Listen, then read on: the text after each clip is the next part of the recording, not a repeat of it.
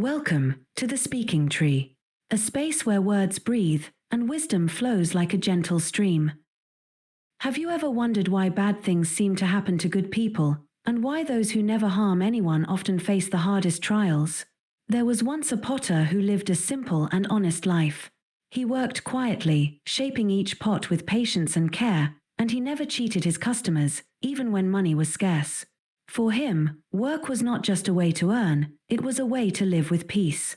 One night, a fire swept through the village, and by morning his entire workshop was gone. Years of effort were reduced to ash. Villagers gathered in silence. Some felt sorrow, while others whispered, if he was such a good man, why did this happen to him? The potter heard them, but he said nothing. The next morning, while others were still talking, he returned to the burned ground. He sat down, picked up broken pieces of clay, and began working again. There was no anger and no complaint, only silence and steady hands. A few days later, a traveler passed by and noticed the potter calmly shaping clay among the ruins. Curious, he asked why he continued after losing everything. The potter looked up and said that fire could burn his home, but not his faith, and if he stopped working now, the fire would win twice. The traveler was deeply moved.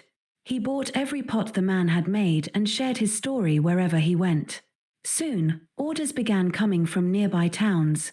Within a year, the potter rebuilt his workshop, stronger and more beautiful than before.